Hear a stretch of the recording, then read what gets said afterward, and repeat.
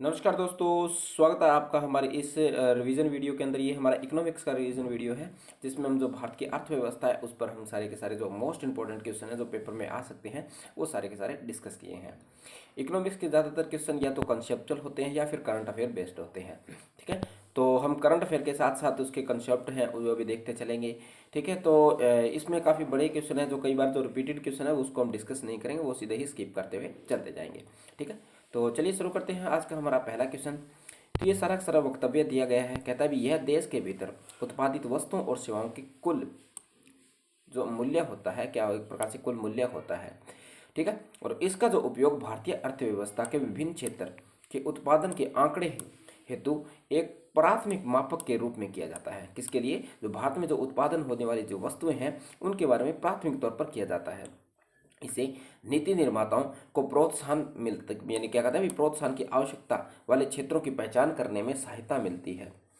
तो हमें ये बताना भी, ये जो दिया गया जो उपयोग तो किससे संबंधित है। तो ये हमारा जो सारा का सारा ये जो डेफिनेशन है एक प्रकार से, तो ये जो वस्तु ये हमारी जो हमारा जो सकल घरेलू मूल्य वर्धित करता है, जो उसको हम जीवीए बोलते हैं एक प्रकार से।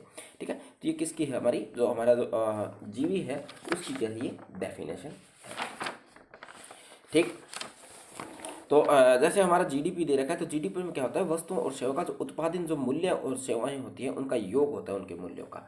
ठीक है, तो ये जीवीए होता है, इससे होता है क्या है भी, जो ऐसे कोई क्षेत्र होते हैं जिनके माध्यम से जो निवेशक है उसमें ज़्यादा निवेश करने के लिए प्रोत्साहन होते हैं। साथ ही साथ जो नीति निर्माता है वो भी ये देखते हैं भी जीवीए के माध्यम से भी किस क्षेत्र के अंदर हमें ज़्यादा यानी करने यानी ज़्यादा हमें ध्यान देने की आवश्यकता है। ठीक है, तो ये इसका हमारा जो वक्तव्य है ये किसका? जीवीए से संबंधित है। तो जीवीए अब की बार हमारा काफ़ी क्षेत्र है, तो जीवीए के अंदर जो क्षेत्र आते हैं, जैसे हमारा जो कृषि है, वानिकी क्षेत्र हो गया, खनन क्षेत्र हो गया, कोई विनिर्माण क्षेत्र हो गया, बिजली से संबंधित क्षेत्र हो गया, व्यापार वगैरह, और वित्तीय निर्माण और लोक प्रशासन से संबंधित जो सारी चीज़ें आती हैं वो हमारी इस प्रकार के जीवीए है उसके अंतर्गत आती है। चलिए नेक्स्ट क्वेश्चन पे। अगला क्वेश्चन हमें देता है भी निम्नलिखित में से कौन सा जो हमारा जो हरित राष्ट्रीय उत्पाद होता है उसके अंदर हम इसको ऐड करते हैं। किसको? जो हमारा जो एक प्रकार से जो ग्रीन जीडीपी होते हैं उनमें हम इसको उत्पाद को कौन कौन सी है जिसके अंदर हम इसके अंदर ऐड करते हैं। ठीक, और ये सारे के सारे हैं वो हमारी जो ग्रीन जीडीपी होती है उसके अंदर हम क्या करते हैं? इसको हमको ऐड करते हैं। तो राइट आंसर होता है बी। ठीक है, तो ग्रीन जीडीपी यानी हमारे जो पर्यावरण है उसको बचाने से संबंधित जिस प्रकार के जो जीडीपी होती है या जिस तो हमारे जो संसाधन है उसको हम क्या करते हैं? उनका मूल्य वर्धित कर देते हैं। ठीक है, उनका मूल्य निर्धारित करते हैं। तो उस प्रकार के जो हम कह सकते हैं एक मैकेनिज्म होता है उसको हम ग्रीन जीडीपी के नाम से जानते हैं। ठीक है, तो इसके अंदर हम क्या कहते हैं भी ऐसे कोई संसाधन जो हमारे जो पर्यावरण है उसको किस प्रकार से नुकसान पहुंचा रहा है या प्राकृतिक संसाधनों का जिससे ह्रास हो रहा है। ठीक है, तो इसके परिप्रेक्ष्य में हम क्या करते हैं भी उसका एक अलग निकाल कर रख लेते हैं। ठीक है, चलिए नेक्स्ट क्वेश्चन पर। अगला बस इसी से संबंधित है। इसके अंदर लेखांकन परियोजना योजना पर्यावरण को समायोजित व राष्ट्रीय लेखांकन आय के लिए तैयार की गई एक ढांचा है हमारा, इसके लिए जो हरित जीडीपी है एक प्रकार से। साथ ही साथ उत्तराखंड प्राकृतिक संसाधनों को मौद्रिक मूल्य प्रदान करने वाला पहला राज्य है। तो ये बात बिल्कुल सही है। तो इसका हमारा पहला कथन भी सही है, तो राइट आंसर होता है हमारा इसका सी, इसका सबसे सही आंसर होता है। ठीक है, चलिए नेक्स्ट क्वेश्चन पे। अगला क्वेश्चन हमारा क्या कहता है भी हाल ही में जो मानव विकास रिपोर्ट, कौन सी जो मानव विकास रिपोर्ट है वो चर्चा में रही है, तो ये किसके द्वारा जारी की जाती है? हमारी ह्यूमन डेवलपमेंट रिपोर्ट है। ये हमारी संयुक्त राष्ट्र विकास कार्यक्रम जिसको हम यूएनडीपी के द्वारा जानते हैं उनके द्वारा ये जारी की जाती है। और इसके अंदर हम देखते हैं भी कितना लंबा और स्वस्थ जीवन है किसी व्यक्ति का। साथ ही साथ शिक्षा तक पहुंच कितनी है, जो स्कूली शिक्षा होती है यहाँ तक कितनी पहुंच होती है, जो किस प्रकार का गुणवत्ता स्तर है जीवन का, तो वो सारी के सारी इस रिपोर्ट के अंदर हम देखते हैं। ठीक है, तो अभी हमने इसका जो थीम रखा था वो होता है अनिश्चित समय, अस्थिर जीवन, परिवर्तनशील विश्व और हमारे भविष्य का आकार देना। ठीक है, तो ये हमने रखा था। और ये जो मानव विकास है लोगों की स्वतंत्रता और जो अवसर है उनको बढ़ाने व उनको कल्याण को बढ़ावा देने की प्रक्रिया के अंदर भाग देता है। और इसको पहली बार 1990 में जारी किया गया था। ठीक है, और ये जारी किसके द्वारा? हमारी यूएनडीपी के द्वारा इसको जारी किया जाता है। और अगर हम भारत की बात करें तो भारत ने अब की बार 132वां स्थान हासिल किया है। कौन सा? जो 132 नंबर जो स्थान है वो किया है। जबकि जो कोई अन्य देश है, हमारे जो पड़ोसी देश है जैसे श्रीलंका है, चीन है, बांग्लादेश है, भूटान है, तो इनने क्या किया है? भारत से काफ़ी अच्छा प्रदर्शन किया है। ठीक है, जैसे श्रीलंका 73 नंबर पे है, चीन है वो 79 के ऊपर है। ठीक है। और इस रिपोर्ट के अंदर कहा गया है भी जो हमारी जो जीवन प्रत्याशा रेट है वो अभी घट करके पहले हमारी जो लगभग 69% हुआ करती थी, अब ये कम होकर हमारी 62% हो गई है। तो ये बात इसके अंदर कही गई है, तो ये हमारी रिपोर्ट है वो इम्पोर्टेंट हो सकती है। ठीक है, चलिए नेक्स्ट क्वेश्चन पे। अगला बस यही क्वेश्चन है, अभी हमारा जो अभी हमने देखा अभी वैश्विक स्तर पर मानव की गिरावट दर्ज की गई है, तो ये बात बिल्कुल सही है। ये हमने अभी देखा, अभी सभी पड़ोसियों के साथ नहीं है, कुछ पड़ोसी ऐसे भी हैं जैसे पाकिस्तान है, अफगानिस्तान है, इस प्रकार के जो पड़ोसी देश हैं उनका प्रदर्शन अच्छा नहीं रहा है। ठीक है, इसमें कहा भी भारत में पुरुषों और महिलाओं के बीच में जो मानव विकास जो अंतराल है वो भी क्या हुआ है, कम हुआ है। तो ये बात बिल्कुल सही है, तो राइट आंसर होता है हमारा इसका 1 और 3 यानी बी आंसर हमारा सही है। ठीक है, अगला बस यही चीज़ हमने अभी भी देखी है, भी जो कौन कौन सी चीज़ है जो हमारे मानव विकास जो सूचकांक है उसके अंदर मापते हैं। तो हम जीवन प्रत्याशा मापते हैं, शिक्षा तक पहुंच मानते हैं, गुणवत्ता मापते हैं, मगर भौतिक संसाधन जो की उपलब्धता इसके अंदर नहीं मानते, तो ये हमारा गलत है। तो ए हमारा राइट आंसर होता है। अगला क्या देता है, वह निम्नलिखित में से कौन निर्धनता को सर्वोत्तम रूप से परिभाषित करता है। तो अभी जो हमारी जो निर्धनता थी वो काफ़ी चर्चा में थी। ठीक है, तो विश्व बैंक ने भी क्या है अपनी जो निर्धनता से संबंधित जो आंकड़े थे उसमें क्या किया था, परिवर्तन किया था, तो इसलिए हमारा ये चर्चा में थी। और साथ ही साथ हमारी जो अंतर्राष्ट्रीय मुद्रा कोष है और विश्व बैंक से जुड़े आंकड़ों में भारत में क्या कहते हैं जो निर्धनता और असमानता को तो अलग अलग अनुमानों में प्रकाशित किया गया है। ठीक है, और कहीं का जो कहता भी कौन व्यक्ति निर्धन होगा, वह व्यक्ति क्या होता है जो वह व्यक्ति जिसके पास उचित संसाधनों तक पहुंच सुनिश्चित नहीं होती, उसको हम क्या कहते हैं, एक प्रकार से निर्धन व्यक्ति मानते हैं। ठीक है, और ये जो हमारी जो चेंज की गई है, पहले क्या था, ये वर्ल्ड बैंक कहता है भी जो व्यक्ति प्रतिदिन 1 पॉइंट इतने डॉलर से कम अर्जन करता है तो वो व्यक्ति गरीब है। ठीक है, तो ये वर्ल्ड बैंक ने एक बार कही थी। ठीक है, और ठीक है, तो यही हमारा इम्पोर्टेंट होता है इसके अंदर जो कहीं ना कहीं जो हमारी जो निर्धनता होती है। तो जैसे कुछ समितियां बनाई गई थी, शायद अगला क्वेश्चन उसी से संबंधित है, चलिए देख लेते हैं। ये क्वेश्चन दोबारा आ गया, क्या कहता है अभी हमारी निम्नलिखित में से कौन सी समिति है जो हमारी निर्धनता आकलन से संबंधित है। ये हमारी जो सारी की सारी जो समितियां हैं, तेंदुलकर समिति है, रंगराजन समिति है, अलगन समिति है, ये सारी की सारी हमारी निर्धनता के आकलन से संबंधित है। तेंदुलकर समिति है जो हमारी अनसो के आंकड़े के आधार पर ये 2009 में आई थी आंकड़े कमेटी। ठीक, फिर उसमें बाद में ये जैसे ये हमारे 2009 में आई थी, फिर रंगराजन कमेटी आई थी वह 2014 में आई थी। ठीक है, फिर उसके बाद में जो अलगन समिति आई थी ये लगभग 1979 के अंदर आई थी। फिर लकड़वाला जो समिति आई थी वो हमारी थी 1993 के अंदर ये समितियाँ आई थी। ठीक है, तो इन्होंने सिर्फ यही कहा था भी कहीं ना कहीं हमारी हमारी जो निर्धनता थी उनसे संबंधित किस प्रकार से निर्धनता के अंदर सुधार किया जाए। तो साथ साथ अभी हाल ही में क्या है जो नीति आयोग ने राष्ट्रीय बहुआयामी गरीबी सूचकांक भी जारी किया है। ठीक है, इसने कहीं ना कहीं हमारा जो ये यूएनडीपी द्वारा जारी किया गया उसी के आधार पर कहीं ना कहीं ये चीज़ जारी की गई है हमारी, जिसको राष्ट्रीय बहुआयामी गरीबी सूचकांक के नाम से जानते हैं। इसमें जैसे नीति आयोग ने 12 मापदंडों को लिया है, जैसे भूखमरी वगैरह है इससे संबंधित, तो बैंक में खाता वगैरह है इससे संबंधित, ये सारी की सारी चीज़ें इसके अंदर ली गई है। और भारत में लगभग 25.1% आबादी है जो बहुआयामी गरीबी रेखा के नीचे अंतर्गत आती है। तो ये किसने कही है, हमारे नीति आयोग ने ये बात कही है। तो कौन सा राष्ट्रीय बहुआयामी गरीबी सूचकांक है वो किसके द्वारा, नीति आयोग के द्वारा जारी किया गया है। तो ये सारी की सारी समितियां, तो राइट आंसर होता है इसका डी। चलिए नेक्स्ट क्वेश्चन पे। अगला क्या कहता है, बी प्रोविटी एंड शेयर्ड प्रोस्पेक्टिव के संदर्भ में निम्नलिखित कथनों पर विचार कीजिए। किसके बारे में, प्रोविटी एंड प्रोस्पेक्टिव शेयर्ड। तो पूछा गया यह गरीबी और साझा समृद्धि विकास अनुमानों के पर विश्व बैंक द्वारा प्रकाशित किया जाता है। इसकी गणना क्रय शक्ति क्षमता यानी जो पीपी मॉडल है उसके आधार पर इसकी की जाती है। ठीक, पूछा गया सत्य कथन, तो इसके दोनों ही कथन सत्य हैं, तो राइट आंसर होगा डी। तो ये गरीबी और साझा समृद्धि वैश्विक अनुमानों को रुझान के लिए विश्व बैंक द्वारा इसको जारी किया गया है। ये वर्ष में 2 वर्षों में एक बार जारी की जाती है। तो ये कौन सी है, हमारी द्विवर्षीय है। तो इसमें से प्रतिवर्ष लिख रखा है तो हमारा जो पहले पद गलत हो जाता है, ये प्रतिवर्ष नहीं है, द्विवर्षीय है। तो आंसर नंबर हमारा बी राइट आंसर हो जाएगा। ठीक है, तो ये हमारी 2 वर्षों में एक बार जारी की जाती है। ठीक है, और इसके तहत प्रति व्यक्ति यानी प्रतिदिन चरम गरीबी रेखा को भी यानी जो 1.9 जो अमेरिकी डॉलर था जो हमने पीछे देखा था उसको बढ़ा करके कितना कर दिया, अब 2.15 कर दिया है। ठीक है, तो जो पहले हमारा 1 पॉइंट कितना था 9 था, अभी इसको 2.15 अमेरिकी डॉलर कर दिया। इसको क्रय शक्ति क्षमता आधार उस पर देखते हैं। क्रय शक्ति यानी हम हमारी जीडीपी के अनुपात में उसी पैसे से कितना कुछ चीज़ खरीद पाते हैं। ठीक है, उसको क्रय शक्ति क्षमता अनुपात बोलते हैं। तो मानो एक बास्केट लिया जाता है, उसमें 10 चीज़ें इसके अंदर डाल दी जाती हैं, ठीक है। तो अब इसी बास्केट को पहले भारतीय बाजार में खरीदा जाता है। अगर ये भारतीय बाजार में मान के चलो ये हमारे 1000 रुपये में ये खरीदा जाता है, ठीक है। और इसी बास्केट को जब हम अमेरिका के बाज़ार में खेलते हैं तो ये मान के चलो वहाँ पर जैसे $100 का खरीदा जाता है, ठीक है। अगर हम इसका जब अनुपात करते हैं तो ये तो 1000 रुपये के है, वो $100 हमारे लगभग 8000 के आसपास के होते हैं। तो कहीं ना कहीं हमारी जो क्रय शक्ति क्षमता है वो अमेरिका से क्या है, ज़्यादा है। तो हम इसके हिसाब से इसकी जो रैंक है उसके हम क्या चले जाएंगे, ऊपर चले जाएंगे। तो इसको हम क्रय शक्ति अनुपात के नाम से जानते हैं, ठीक है। चलिए नेक्स्ट क्वेश्चन पे। अगला क्वेश्चन कहता है अभी हाल ही में चर्चा में रहा वैश्विक खोज डेटाबेस जिसको बोलते हैं ग्लोबल फिंडेक्स इंडेक्स है, वह किसके द्वारा जारी किया जाता है? तो ये हमारा विश्व बैंक के द्वारा ये जारी किया जाता है। ये हमारा जो इंडेक्स है जिसको बोलते हैं ग्लोबल खोज डाटाबेस या ग्लोबल फिनिक्स डाटाबेस, ठीक है। तो ये किसके द्वारा? विश्व बैंक के द्वारा ये जारी किया जाता है। और ये विश्व में लगभग 1.4 अरब वयस्कों से आधे वयस्क निवासित करते हैं जिन्हें कहीं क्या क्या है, जो औपचारिक बैंकिंग सेवा है उस तक पहुंच नहीं है। तो यह किसके लिए, जो बैंकिंग सेवा तक कितनी पहुंच है, कहीं ना कहीं ये वित्तीय समावेशन को बढ़ावा देने के लिए इस प्रकार की रिपोर्ट ये जारी की जाती है, ठीक। चलिए नेक्स्ट क्वेश्चन पे।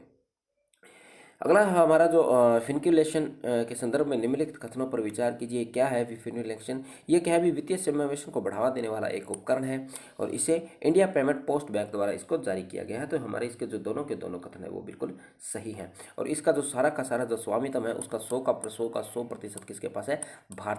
जो भारत सरकार है उसके पास इसका 100% स्वामित्व रखा गया है, ठीक है। तो पूछा गया कौन सा कथन हमारा सही है, तो इसका जो दोनों के दोनों कथन हमारे बिल्कुल सही है। तो राइट आंसर होता है इसका सी। चलिए नेक्स्ट क्वेश्चन पर। अगला क्वेश्चन क्या कहता है हमारा, निम्नलिखित कथनों पर विचार कीजिए। भी भारतीय रिजर्व बैंक द्वारा वित्तीय समावेशन को बढ़ावा देने हेतु वित्तीय समावेशन सूचकांक जारी किया गया। तो ये बात बिल्कुल सही है। अगला कहता है वित्तीय समावेशन सूचकांक के लिए जो हमारा जो आधार वर्ष है वो 2011 रखा गया। तो ये बात बिल्कुल गलत है, क्योंकि जो ये हमारा जो वित्तीय समावेशन सूचकांक है इसके लिए किसी भी प्रकार के हमारा जो आधार वर्ष है उसका निर्माण नहीं किया गया है, ठीक है। जबकि ये भारतीय रिजर्व बैंक द्वारा जो हमारा कितना वित्तीय समावेशन को बढ़ावा देने के लिए इस प्रकार का एक सूचकांक जारी किया गया है जिसमें नंबरिंग दी जाती है। भी कोई व्यक्ति है वो कितना बैंकिंग तक किस प्रकार की पहुंच है, कितना निवेश कर पाता है, कितना उसके पास बीमा है या डाक है या पेंशन है, वितरण, तो इससे संबंधित वह सारी की सारी चीज़ें ग्रहण करता है। साथ ही साथ ये इसके जैसे पहुँच है, उपयोग किस प्रकार से करता है, गुणवत्ता उसकी किस प्रकार से, इन दंडों को मानदंडों को इसके अंतर्गत देखा जाता है। और कोई भी आधार वर्ष इसके अंदर नहीं रखा गया है। तो राइट आंसर होता है हमारा इसका, दूसरा गलत होता है, तो ए हमारा इसका राइट आंसर होता है। चलिए नेक्स्ट क्वेश्चन पे। अगला आता है अभी जो ग्लास लीफ है ये क्या चीज़ है, किस संदर्भ से संदर्भ में था? तो ये ग्लास लीफ होता है जो महिलाएं होती है उनके पदावनती। तो इसमें क्या होता है इस प्रकार का एक सिस्टम सा बन जाता है जिसमें क्या होता है अभी जो जब कोई ऐसी स्थिति बन जाती है किसी संस्था के अंदर, तो जब क्या किया जाता है वहाँ पर महिलाओं की जो उन पदोन्नति है यानी उनको प्रमोशन दे दिया जाता है। और अगर किसी प्रकार की कोई विफलता होती है तो वो क्या की जाती है, इन पर वो सारी की सारी लाद दी जाती है, भाई ये आपकी वजह से ये विफलता हुई थी, जबकि कंपनी पहले से ही घाटे में चल रही थी। तो इस प्रकार की जो सिचुएशन होती है उसको हम ग्लास लीफ के नाम से जानते हैं। तो यही स्थिति हमारे जो अल्पसंख्यक होते हैं उनको दबाने के लिए भी इस प्रकार की जो व्यवस्था की जाती है, ठीक है। तो राइट आंसर होता है हमारा इसका सी। अगला हमारा जो तकनीकी मंदी से क्या अभिप्राय है? जो तकनीकी मंदी होती है हमारी जो कहीं ना कहीं एक प्रकार से जो आमतौर पर जो छोटी प्रकार की जो मंदी होती है, जो उत्पादन में लगभग 2 या 3 तिहाई तौर पर जो हमारी 2-3 तिमाही में गिरावट आती जाती है, तो उस प्रकार की गिरावट को हम क्या करते हैं, तकनीकी मंदी कहते हैं। जो हमारा उत्पादन है हमारा लगातार 2 तिमाही में क्या होता है, गिरावट आती जाती है, तो उस प्रकार से हम जिसको क्या करते हैं, एक प्रकार से तकनीकी की मंदी के नाम से जानते हैं। और ये बहुत छोटी अवधि के लिए होता है और ये कहीं ना कहीं हमारी जो जीडीपी है उसकी वृद्धि को मापने के लिए भी ये काम आता है। और इसको हम आम भाषा में बोले तो ये क्या है, हमारी जो एक प्रकार से दो हम कह सकते हैं भी हमारे जो जीडीपी का सूचक भी होती है हमारी एक प्रकार से, ठीक है। चलिए नेक्स्ट क्वेश्चन पे। अगला क्वेश्चन हमारा जो डुप्लूम से संबंधित है, ये डुप्लूम पूछा गया है निम्नलिखित में से ये डुप्लूम कि भी इसके पर विचार करना है। डुप्लूम के बारे में भी, डुप्लूम में जो सॉल्वेंट बॉन्ड की कीमतों में अस्थिरता की स्थिति की उत्पन्न होती है। तो हमारे जो जब डुप्लूम होगा तो इसमें क्या होता है, कहीं ना कहीं हमारी जो अस्थिरता बन जाएगी, कीमतें है उसमें किसी प्रकार की स्थिरता नहीं होगी, जिससे हमारी जो बैंकिंग प्रणाली है वो कहीं ना कहीं उस पर नकारात्मक प्रभाव पड़ेगा, ठीक। और ये कहता है भी जो ये हमारी यह जो स्थिति है अर्थव्यवस्था में चक्र अनुसार होती है, यानी एक चक्र का अनुसार बन जाती है। जैसे पहले गरीबी, फिर गरीबी के कारण और रोजगार कम हो जाता है। तो इस प्रकार का ये जो चीज़ें चलती रहती हैं, तो ये कहीं ना कहीं एक चक्रानुमान का बन जाती है। ठीक है, तो ये भी बात बिल्कुल सही है। तो इसका जो राइट आंसर होता है वो होता है हमारा सी, इसका राइट आंसर होता है। चलिए नेक्स्ट क्वेश्चन पे। अगर कहता है अभी हाल ही में चर्चा में रही जो हमारा अर्बन 20 है, ये अर्बन 20 क्या है भाई? ये हमारा जो अर्बन 20 है, इसको आवास एंड जो हमारा जो आवास और शहरी कार्य मंत्रालय है उसने इस कार्यक्रम को लॉन्च किया है। और ये कहें कि जो गहरे विकास के अलग अलग महत्वपूर्ण मुद्दों पर चर्चा करने तथा सामूहिक प्रावधान के लिए इसको प्रस्तावित किया गया है। ठीक है, तो यानी भारतीय शहरों का आधुनिकीकरण, इसमें देखा जलवायु परिवर्तन से सामूहिक चर्चा, तो ए इसका हमारा राइट आंसर होता है। अभी जलवायु जो परिवर्तन होता है उस पर हम सामूहिक प्रकार की जो चर्चा करते हैं, तो उसी को हमने एक प्रकार से अर्बन 20 के नाम से इसको दिया है, जो कि हमारा आवास और शहरी कार्य मंत्रालय अंतर्गत आता है। चलिए नेक्स्ट क्वेश्चन पे। अगला क्वेश्चन हमारा क्या कहता है? निम्नलिखित कथनों पर विचार कीजिए। विश्व बैंक द्वारा महामारी रोकथाम तैयारी प्रक्रिया हेतु जो हमारे जो जिसको बोलते हैं फाइनेंशियल इंटरमीडिएटरी फंड का निर्माण किया गया है, किसके लिए? विश्व बैंक के द्वारा। अगला कहता है भी यह पशुजन रोगों तो क्या क्या करता है कि उनकी भी क्या करता है? निगरानी करता है। ठीक है, तो पूछा गया हमसे कौन सा कथन सही है, तो इसके जो दोनों के दोनों कथन हमारे सही है। ये हमारा विश्व बैंक और साथ ही साथ हमारी जो विश्व स्वास्थ्य संगठन है उसकी सहायता से हमने इसको लॉन्च किया गया है। इसके माध्यम से क्या होगा, जो मध्यम आय वाले जो देश हैं उनको कहीं न कहीं हम जो हमारे जो महामारी और रोकथाम व तैयारी व प्रक्रिया है उसकी क्षमता को मजबूत करने के लिए और दीर्घकालीन तौर पर उनको वित्तीय पोषण करवाने के लिए हमने इसको शुरू किया गया है। ये राष्ट्रीय, क्षेत्रीय और वैश्विक स्तर की एक महत्वपूर्ण अंतराल को दूर करता है। इसमें क्या करता है, जैसे हमारे पशुजन्य जो रोग हो गए उनकी निगरानी करना, अलग अलग प्रयोगशाला का विकास करना, आपातकालीन संचार है उसका भी विकास करना, तो इसके लिए महत्वपूर्ण हो सकती है। तो इसका जो राइट आंसर है वो होता है हमारा सी। चलिए नेक्स्ट क्वेश्चन पे। अगला क्वेश्चन क्या कहता है? निम्नलिखित कथनों पर विचार कीजिए। क्या कहता है? उपभोक्ता व्यय में वृद्धि, ऊर्जा आय में वृद्धि और प्रतिस्पर्धा रहित आयात, और कहता है वस्तुओं और वैश्विक कीमतों में वृद्धि। तो पूछा गया है इसमें से कौन सा कथन जो हमारा है जो चालू खाते घाटे के कारण हो सकता है? किसके कारण? हमारा जो करंट अकाउंट डेफिसिट्स होता है वो उसके कारण ये चीज़ हो सकती है। ठीक है, तो तो इसके अंदर जो है हमारा ये जो प्रतिस्पर्धा रहित भी नहीं है, इसमें क्या भी इसके अंदर प्रतिस्पर्धा होती है हमारे साथ। ठीक है, तो जब से हमारे जब दो संस्था होती है या जो अर्थव्यवस्था के बीच में जब प्रतिस्पर्धा होती है इसके अंदर, तो इसी प्रकार से जो हमारा जो निर्यात, सॉरी आयात नहीं है, प्रतिस्पर्धा रहित आयात होता है, आयात नहीं निर्यात है ये।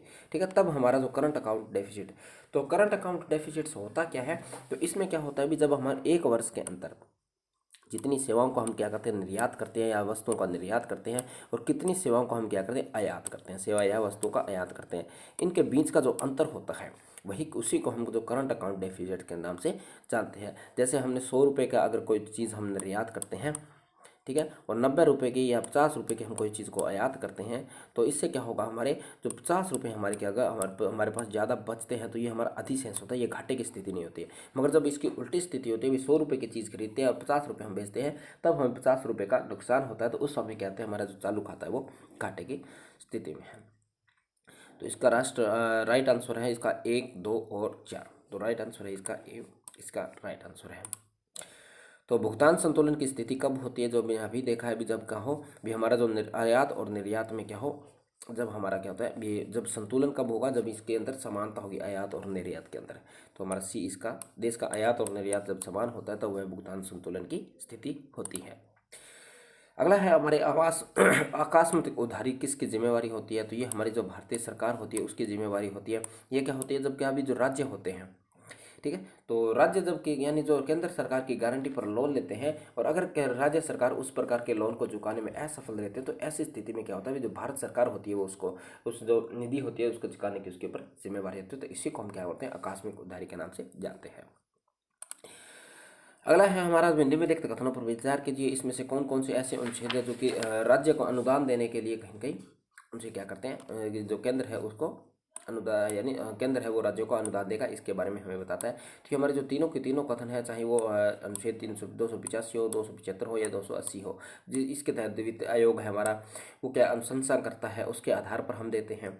ठीक है, और 275 होती है वो सरकार को क्या करता है, कहीं न कहीं इसके यानी अनुदान देने के लिए बाध्य करता है। जबकि जो 82 होता है हमारा, सॉरी ये 85 नहीं है, 82 है, या फिर इस हिसाब से हमारा 85 है, वो गलत हो जाता है। ठीक है, तो हमारा जो इसके तहत 85 नहीं है, ये अनुच्छेद जो 282 है उसके तहत ये विवेका अनुसार पर शक्ति देता है, तो ये हमारा गलत हो जाता है। पहला गलत होता है, तो राइट आंसर हमारा बी आ जाता है। ठीक है, ये कौन ना अनुच्छेद नंबर 282 है, उसके तहत क्या होता है, भी जो विवेक के आधार पर अगर इसके अंदर जो राज्य चाहे तो दे सकता है या नहीं दे सकता, तो ये दोनों के दोनों उसके अंतर्गत आती हैं। ठीक है, तो ये उनके लिए ज़रूरी नहीं है अनुच्छेद 282 के लिए भी ये उनको करवाए, मगर 250, 75 और 280 है उसके लिए उनके लिए कहीं कहीं बाध्य हो जाता है केंद्र को, राज्य को अनुदान देना। ठीक, अगला कहते हैं भी अर्थोपाय व अग्रिम के संदर्भ में निम्नलिखित कथनों पर विचार की। जो अर्थोपाय होता क्या है, ये क्या होता है भी, जब जो आरबीआई होता है उसके पास जो आय बचती है, उसके पास जो अधिशेष बचता है, उसको वह क्या करता है, अपनी आय के रूप में उपयोग करता है, या फिर क्या करता है, उसको सरकार को लोन देने के रूप में उपयोग करता है। तो इसी प्रकार का जो चीज़ होता है उसको हम अर्थोपाय के नाम से जानते हैं। तो क्या कहता है, जो केंद्र सरकार द्वारा प्रदान की गई राशि जो कि राज्य सरकार को प्राप्ति और भुगतान की विसंगति प्राप्त होती है, इसी को हम क्या करते हैं, अर्थोपाय के रूप में जानते हैं। ठीक है, तो ये उनकी जो विसंगति प्राप्ति होती है, ये अर्थोपाय होता है। तो इसका जो पहला कथन है वो बिल्कुल सही है। कहते हैं अर्थोपाय अर्थोपाय अग्रिम जो भारतीय राजकोष या उत्तरदायित्व प्रबंधन का हिस्सा है, तो ये बात नहीं है, ये इसका हिस्सा नहीं है। ठीक है, तो यही इसकी एक खासियत है भी, हमारा जो अफार्मियम एक्ट है जो कि 2003 के अंतर्गत आया था, उसका ये हिस्सा नहीं है। ठीक है, तो ये एक है कहीं न कहीं जो इसके तहत आप इसको जैसे किस प्रकार से कंट्रोल करना है, ये चीज़ सारी चीज़ें इसके अंदर नहीं दी गई है। ठीक है, तो राइट आंसर होता है। और ये कहीं न कहीं हमारा जो 3 महीने के भीतर जब कोई आरबीआई से लोन लेता है तो उससे चुकाना होता है, और ये हमारी जो रेपो रेट होती है उसके तहत इसको क्या किया जाता है, जारी किया जाता है, या उसके इस प्रकार का ब्याज इस पर, जो रेपो रेट के आधार पर ब्याज इस पर रखा जाता है। तो पूछा गया था कौन सा कथन सही है, तो हमारा जो पहला कथन सही है, जबकि दूसरा कथन हमारा गलत है, तो राइट आंसर ए होता है। अगला क्वेश्चन क्या कहता है हमारा, भिन्न में लिखित कथनों पर विचार कीजिए। कहता है विशेष आवरण सुविधा, जिसको हम बोलते हैं एसडीआर के नाम से जानते हैं, सॉरी एसडीएफ, जो कि हमारी हमारी जो इंटरनेशनल जो वो अलग होता है। ठीक है, तो ये होता क्या है भी, हमारा जो विशेष आहरण सुविधा द्वारा राज्य को सरकारी प्रतिभूतियों में जमानत पर प्रदान किए जाते हैं। ठीक है, तो जमानत के ये भी कहीं के जो जमानत के विरुद्ध ये चीज़ें प्रदान की जाती है, न कि उनके ऊपर प्रदान की जाती है। तो कहीं ना कहीं ये क्या होती है, जो राज्य प्रतिभूतियाँ जारी करती हैं तो उस पर हमें विशेष आहरण प्रकार का ये दिया जाता है।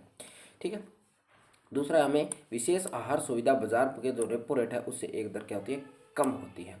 ठीक, सॉरी अधिक होती है, इसमें अधिक लिख रखा है, वो होती है क्या है, कम होती है। जितना एसडीएफ होता है वो हमारा क्या होता है, इससे 1% कम होता है। तो पहला हमारा कथन सही है, दूसरा हमारा कथन गलत है। तो इसका जो राइट आंसर होता है वो ए हमारा इसका राइट आंसर होता है। चलिए नेक्स्ट क्वेश्चन पर। अगला क्वेश्चन हमारा क्या कहता है, निम्नलिखित कथनों पर विचार कीजिए। केंद्र सरकार प्रत्येक वित्तीय वर्ष में के आरंभ में राज्य पर सामान्य निवल उधारी सीमा को तय करती है। तो यानी जो सरकार क्या करती है, पहले ही इसको तय कर देती है भी कितना उधारी इसके तहत लिया जाएगा, किसका उदाहरण नहीं लिया जाएगा। ठीक है, तो यानी जो केंद्र सरकार इस चीज़ को तय करती है, जो हमारे जो वित्त वर्ष के अंदर जो राज्य है वो कितना लोन ले सकते हैं।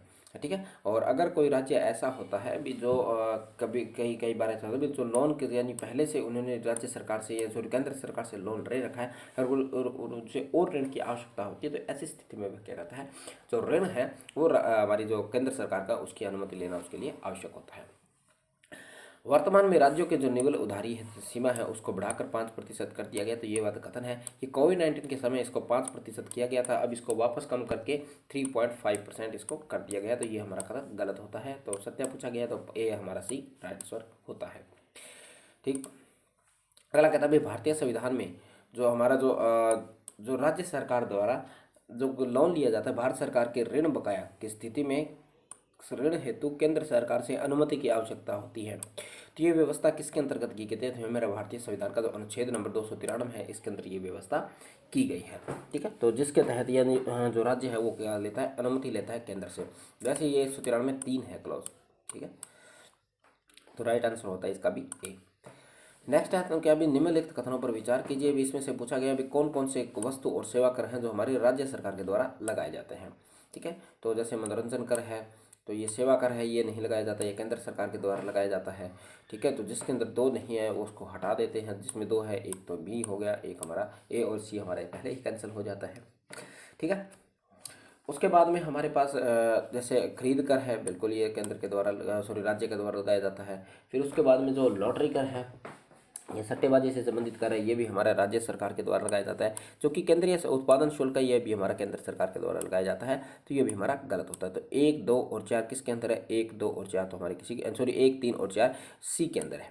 ठीक है, तो सी हमारा इसका राइट आंसर होता है। अगला पूछा अभी सिन वस्तुएं क्या होती है? जो सिन वस्तुएं वो होती है जो हमारे जो समाज होता है उसको जो हानि पहुंचाने वाली अगर कोई वस्तु होती है तो उनको सिन वस्तु के नाम से जानते हैं। जैसे कि शराब है या कोई मादक पदार्थ है जिससे क्या होता है समाज को नुकसान होता है, तो इस प्रकार की वस्तुओं को सिन वस्तु की श्रेणी के अंतर्गत रखते हैं। ठीक है, तो ये क्वेश्चन ऐसे से 2 डिस्कस कर लिए गए हैं। ये क्वेश्चन जैसे यही था वो भी क्या कहता है अभी इनपुट टैक्स क्रेडिट का दावा केवल व्यावसायिक उद्देश्यों के लिए किया जा सकता है, ये बात बिल्कुल सही है। ठीक है, और ये पूर्व पैकेजिंग वस्तुओं पर जीएसटी है वो कितने 5% की दर से लगाया जाता है, तो ये बात बिल्कुल गलत है। ठीक है, तो ये भी हमारा क्या होता है सही होता है, जो कि पूर्व पैकेजिंग पर हम लगाते हैं 5% के आधार पर जो बिल लगा यानी जो जीएसटी लगाते हैं। ठीक है, तो इसके अंदर जैसे इसकी नहीं थोड़ी सीमा रखी गई कितना, जो 25 किलो है। ठीक है, तो कितनी जो 25 किलो है वो इसकी सीमा रखा गई है। अभी जो 25 किलो के ऊपर अगर कोई पैकेजिंग होती है तो उस पर हम 5% की दर से क्या लगाते हैं जीएसटी लगाते हैं। ठीक है, तो पूछा गया कौन सा कथन सही है, तो राइट आंसर होता है हमारा इसका सी, इसका राइट आंसर होता है। अगला कहता है हमारा जो राष्ट्रीय जो मुनाफाखोरी रोधी जो प्राधिकरण है उसके संदर्भ में निम्नलिखित कथनों पर हमें बचा तो विचार करना है। कहता है जो इसका जो गठन है वो जीएसटी अधिनियम के तहत एक वैधानिक निकाय के रूप में किया गया है। ठीक है, तो किसके रूप में इसका निकाय कहा गया, जो हमारी जो वैधानिक निकाय है उसके रूप में इसका एक गठन किया गया है। ठीक है, तो पहला कथन हमारा इसका सही है। दूसरा कहता है इसका कार्यकाल 2 वर्षों तक निर्धारित किया जाता है, तो ये बात भी बिल्कुल सही है। इसका जो कार्यकाल है वो 2 वर्ष का होता है। भी कहता है कार्यकाल बढ़ाने हेतु जीएसटी परिषद राष्ट्रपति से पहले पूर्व अनुमति लेने की आवश्यकता होती है, तो ऐसी कोई बात नहीं है।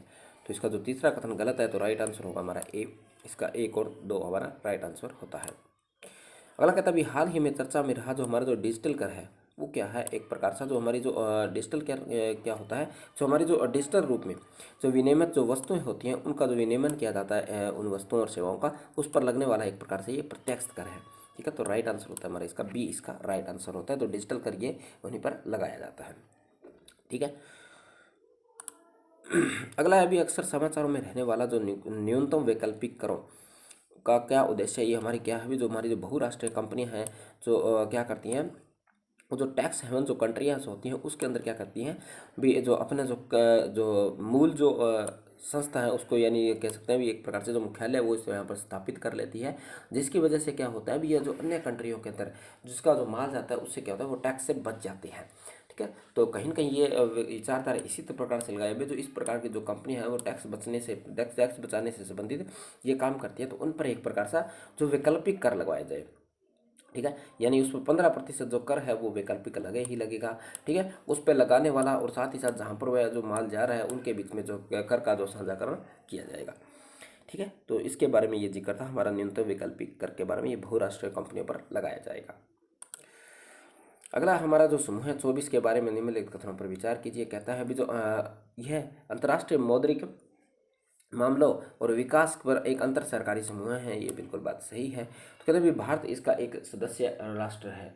ठीक है, तो भारत इसका सदस्य राष्ट्र बिल्कुल है, तो दूसरा भी हमारा कथन सही है। अगला कहता है जो हमारे जो ब्रिटेन वुड्स संस्था में के मंच का विकास यहाँ जो मंच है वो विकासशील देशों की मौद्रिक जो विकास संबंधित जो मुद्दे हैं उनको करने के लिए इसका विकास हमारा किया गया है। कौन से जो हमारे जो विकासशील जो देश है उनके कहीं कहीं उससे संबंधित जो निर्णय लेने के लिए इसका विचार किया गया है, यहाँ पर विचार विमर्श किया जा सके, तो ये भी कथन सही है। तो राइट आंसर इसका डी हमारा राइट आंसर होता है। ठीक है, और ये जो हमारा जो साथ ही साथ है इसका जो मुख्यालय है वो हमारा वाशिंगटन डीसी के अंतर्गत है। ठीक है, इसमें कुल कितने हमारे जो एक प्रकार से 24 सदस्य हैं, जिसमें भारत एक है, जिसमें से एक है। ठीक, अगला कहता है निम्नलिखित कथनों पर विचार कीजिए। कहता है आर्थिक और विकास संगठन जो आर्थिक सहयोग संगठन के रूप में इसकी स्थापना की गई। जो आर्थिक विकास और विकास संगठन है ये आर्थिक सहयोग संगठन के स्वरूप है, यानी पहले इसको इस नाम से जाना जाता था, अभी इसका नाम परिवर्तन करके ये बात कर दी गई, तो ये बात बिल्कुल सही है। अगला कहता है भारत इसके संस्थापक सदस्यों में से एक है। तो भारत इसका सदस्य है मगर इसका जो संस्थापक सदस्य नहीं है, ठीक है, तो ये कथन हमारा गलत है। और कहीं न कहीं इसका सदस्य भी हम नहीं कह सकते, भी भारत इसका सदस्य ही नहीं है, जबकि ये OECD है उसका क्या है, एक यानी साझेदार तौर पर है, ठीक है। अगला कहता है अंतर्राष्ट्रीय प्रवासन आउटलुक और अंतर्राष्ट्रीय सहयोग और विकास द्वारा जारी किया जाने वाला इसका एक सूचकांक है। कौन सा? जो अंतर्राष्ट्रीय प्रवासन आउटलुक है वो इसके द्वारा जारी किया जाता है, ठीक है। तो राइट आंसर होता है हमारा, इसका पूछा गया भी कौन सा कथन सही है, तो इसका हमारा पहला और जो तीसरा कथन सही है, तो राइट आंसर बी इसका राइट आंसर होता है, ठीक है। कहता है अगला कहता है निम्नलिखित कथनों पर विचार कीजिए। वित्तीय प्रणाली अस्थिरता, संप्रभुता, राज्य की संप्रभुता, केंद्र राष्ट्रीय केंद्र में मौद्रिक नीतियों का नकारात्मक प्रभाव और मनी लॉन्ड्रिंग। तो ये कौन कौन सी जो चुनौतियां हमें जो चुनौतियां संपत्ति की हो सकती हैं, हमें एक सेकंड, सॉरी, जो ये आभासी जो संपत्ति होती है, यानी जो जिसको हम वर्चुअल जो मनी बोलते हैं, डिजिटल मनी बोलते हैं, उससे कौन कौन सी समय यहाँ जिससे जो हमारी जो चुनौतियाँ हो सकती है, तो ये सारी की सारी चीज़ें हैं वो हमारी जो वर्चुअल मनी है उनके माध्यम से हो सकती है। तो राइट आंसर होता है डी, ठीक। चलिए नेक्स्ट क्वेश्चन पर। अगला कहता है भारत विज्ञापन मानक हमारी जो विज्ञापन मानक जो परिषद है उसके संदर्भ में निम्नलिखित कथनों पर विचार कीजिए। कहता है इसकी जो स्थापना थी वह स्वैच्छिक और एक प्रकार से स्वयंनियामक संगठन के रूप में की गई थी, और ये हमारी है जो वह कानूनी रूप से एक गैर बाध्यकारी संहिता व दिशा निर्देश जारी करती है, ठीक है। पूछा गया कौन सा कथन सही है, तो इसके दोनों के दोनों कथन हमारे बिल्कुल सही है। तो ये हमारी जो संस्था है इसको जैसे उपभोक्ता संरक्षण अधिनियम 2019 के तहत इसका गठन किया गया था, कहीं न कहीं जो हमारे जो विज्ञापन है, जो एडवर्टाइजमेंट वगैरह आती है उनको कंट्रोल करने के लिए।